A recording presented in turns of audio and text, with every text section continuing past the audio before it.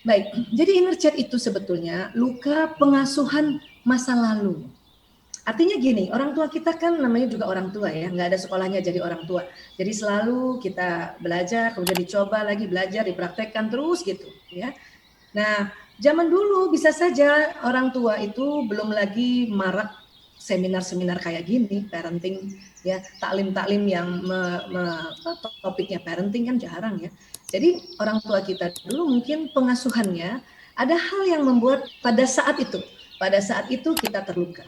Misalnya suatu ketika waktu saya ingat sekali kelas 1 SD pulang sekolah nih harusnya. Biasanya saya sama temen, tapi temen itu hari itu nggak masuk, jadi saya nggak berani pulang sendiri gitu. Bukan nakal karena nggak mau pulang, nggak berani pulang sendiri dari sekolah, jalan kaki ke rumah, nggak berani.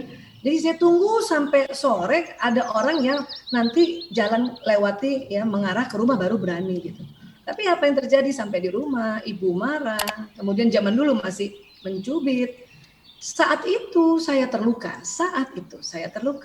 Kenapa? Karena saat itu saya masih kecil.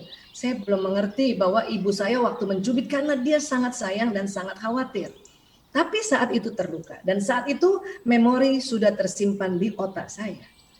Nah, itu bisa dikatakan inner child, ya, luka pengasuhan masa lalu. Ini ilustrasi contohnya ya. Ya, sekarang kita lebih dalam lagi bisa bicara inner child. Ya. Kemudian kenapa inner child ini? Inner child ini karena tadi kita masih kecil, maka kita merasa kita nggak dicintai. Aku nggak dicintai. Karena waktu itu kecil dan waktu itu diperlakukan mungkin entah dicubit kah, dihardik kah, dipelototin kah, dibentak kah, ya atau disindir-sindir. Maka kadang kita merasa tidak dipercaya, ya, dibanding-bandingkan. Nah itu jadi ada perasaan-perasaan ini. Kemudian apa? Merasa tersakiti ya. Tadi karena dicubit, langsung kita sakit pada saat itu. Karena pada saat itu kita masih kecil, kita mendapat perlakuan, dan pada saat itu juga otak kita belum lagi bisa menganalisa dengan baik. Ya. Dan akhirnya apa? Nah, inilah muncul terluka.